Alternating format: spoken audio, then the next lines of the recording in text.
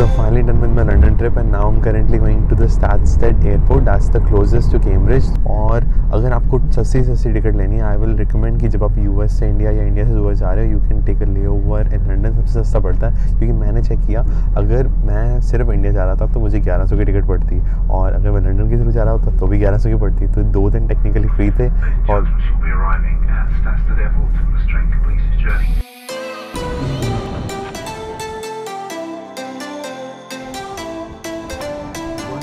Zone F.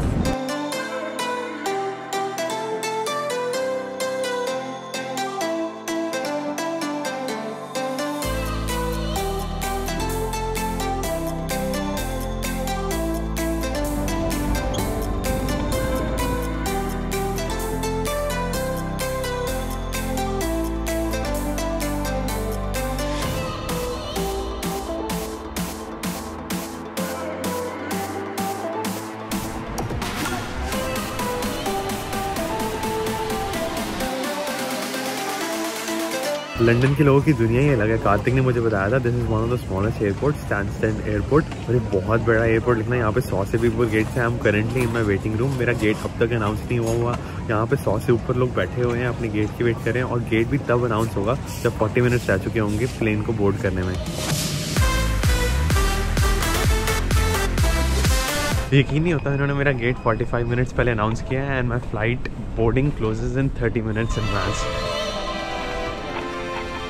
सो finally उन्होंने announce कर दिया that my flight to Copenhagen Denmark, जिसका मैंने ट्रांजिट वीज़ा लगाया था।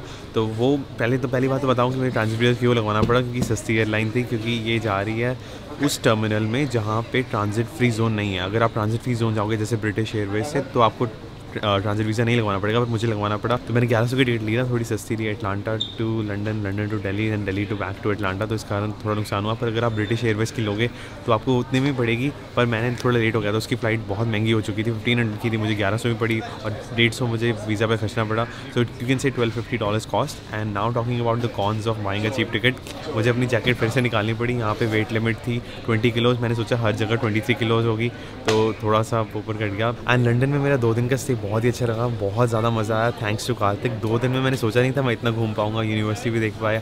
और अगर आपको सस्ती टिकट्स लेनी है, you can use kayak.com, student universe and Google flights. हर जगह पे मैंने मल्टी एयर मेंशन कर दिया ताकि मैं हर अलग अलग ट्रांजिट ट्राई कर सकता था। तो मैंने ट्रांजिट पहले ट्राई किया पेरिस का, लंदन का। सबसे सस्ता लंदन का पड़ रहा था और लंदन देखने का भी बहुत शौक था, तो वहीं का मैंने कर लिया।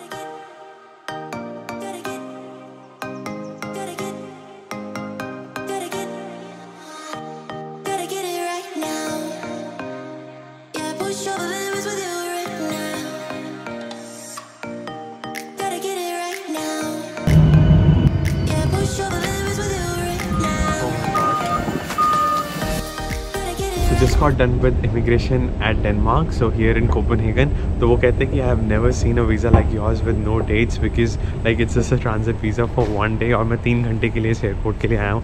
So it was surprising for them, तो थोड़ा ज़्यादा टाइम लगा। उन्होंने फ़ोटोकॉपी भी ली मेरे वीज़ा की, क्वेश्चन भी पूछे कब कहाँ जा रहे हो, इटर्निटी दिखाओ। It was supposed to be simple but थोड़ी सी कॉम्प्लिकेटेड हो गई।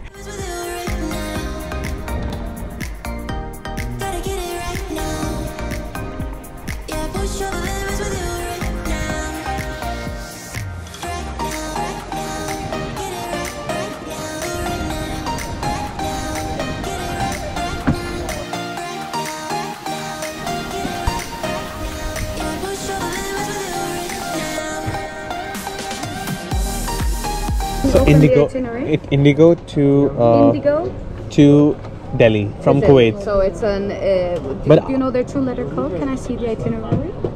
Sure. And also after Delhi, there's another flight. Ah, okay. Yeah, I'm not worried about the Delhi part because you have an Indian passport. I'm worried about the Kuwait part. Yeah, alright. This back, he will try and call them and see if they can do anything. Oh. So and then when you.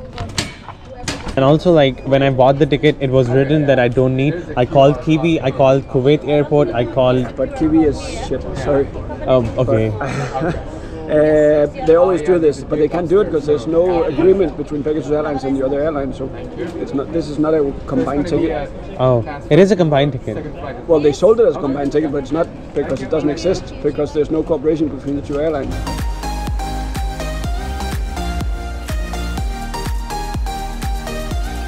तो अभी थोड़ी सी problem हो चुकी है। I got my boarding pass till Istanbul, पर आप सोच रहे होगे कि मैं अभी कोपेनहेगन से डायरेक्ट दिल्ली जा रहा हूँ या अमृतसर जा रहा हूँ, बट दैट्स नॉट ट्रू। अभी बहुत ज़्यादा एडवेंचर होने वाला है। जस्ट कीप योर सीट्स फास्टेन, अब बहुत मज़ा आएगा। So the problem is I got my boarding pass till Istanbul and Istanbul till Kuwait. तो कुवैत में जाके मुझे बैगेज क्लेम करना है और फिर जाके दिल्ली जाना है। पर they said that the problem is कि कुवैत जाने के लिए वीज़ा चाहिए होता है और मैं एग्जिट नहीं कर सकता एयरपोर्ट, ट्रांजिट वाले जोन में ही रहूँगा, पर बैगेज मिलेगा दूसरी जगह पे क्योंकि मुझे चेकआउट करना है। तो दे सेड आपको किसी को रिक्वेस्ट करना पड़ेगा बैगेज लेने के लिए, और मेरा स्टे कुवैत में सिर्फ 2-2.5 घंटे ही है। तो उस 2-2.5 घंटे में मुझे अपना बैगेज वहाँ से लेना है, किसी से चेक इन करवाना है ताकि वो इंडिगो वाली एयरलाइन में चल जाए और फिर जाके वो दिल्ली पहुँच जाए। तो this gonna be very challenging. मुझे थोड़ा सा डर है कि अमृतसर मेरा बैगेज पहुँचेगा कि नहीं। कई लोगों के गिफ्ट्स हैं, फ्रेंड का आईफोन भी है, पर देखते क्या होता है।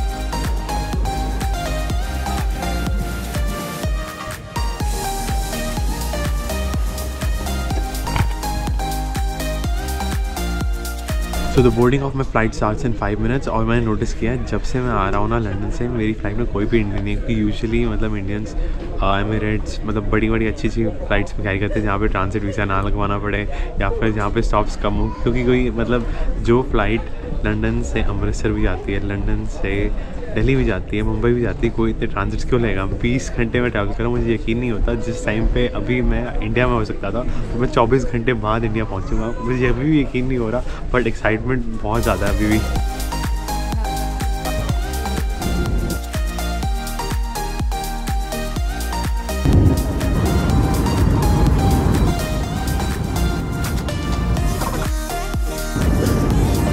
Chicken sandwich. Yes. तो मुझे डेनमार्क आके ये पता चला कि इंडियंस को यहाँ पे इंडिश कहते हैं, एंड यहाँ पे भी मुझे फ्री खाना मिल गया। तो प्लेन में हुआ क्या कि मेरा American card, Indian debit card, American debit card तीनों ही नहीं चले। और इनफैक्ट मैंने जब उनसे पूछा कि आप एप्पल पे एक्सेप्ट करते हो, तब जाके उन्होंने कहा कि मेरी तरफ से सैंडविच ले लो।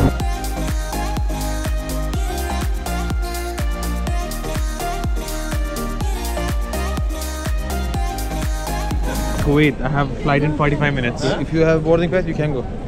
This way, this is the flight going to Kuwait. Yes, the international transfer. Done with security check. Flight to Kuwait in less than 30 minutes. Need to run. Gotta get it right now.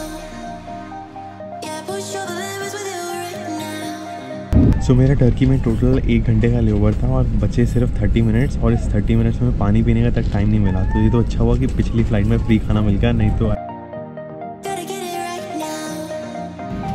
Yeah, push all the limits with you right now. Reached Kuwait airport. अब यहाँ से मुझे नहीं पता क्या होने वाला। Gotta get it right now.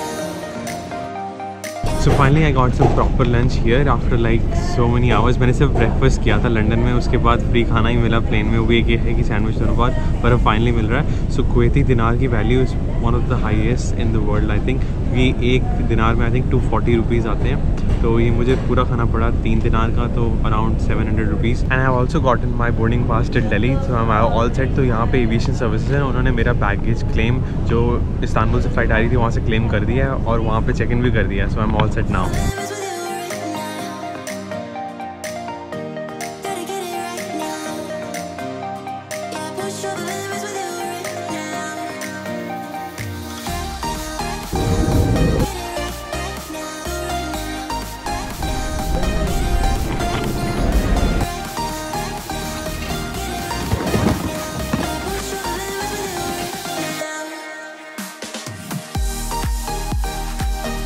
So done with my security check for Amritsar. और कैमरा उठाने की हिम्मत ही नहीं हुई, क्योंकि जो फ़्लाइट अटलांटा से लंदन 8 घंटे में पहुंचा सकती है वो मेरे लिए 26 घंटे की। सिमिलरली जो फ़्लाइट लंदन से अमृतसर मुझे पहुंचा सकती है 8 घंटे में, वो मैंने फिर से रीच 26, 27 या 28 घंटे, क्योंकि अमृतसर जाने में और टाइम लगेगा।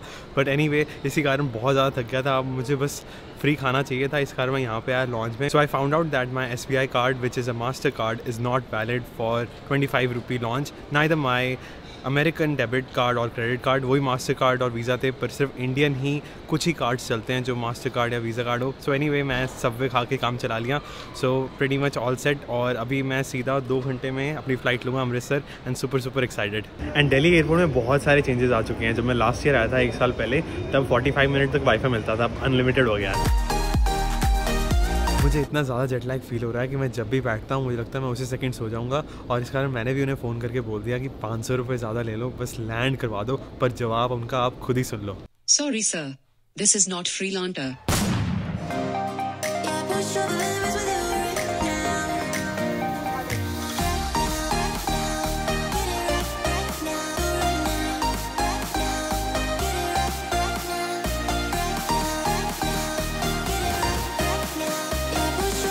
एयर इंडिया की फ़्लाइट ने काफ़ी लेट करा दिया और मुझे हर एयरपोर्ट में पूछ रहे थे where are you coming from, और इनफैक्ट दिल्ली में भी पूछ रहे थे कौन हो और कहाँ से आ रहे हो। मैं कंफ्यूज हो गया क्या बताऊँ, डेनमार्क, इस्तांबुल, कुवैत, US या लंदन। फिर मैंने देखा कि जो बोर्डिंग पास पे लिखा है वो बोल दो।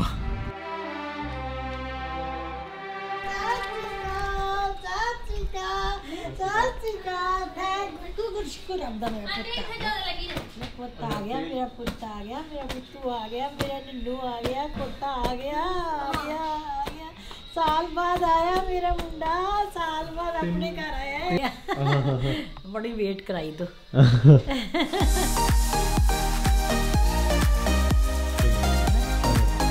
पता नहीं किया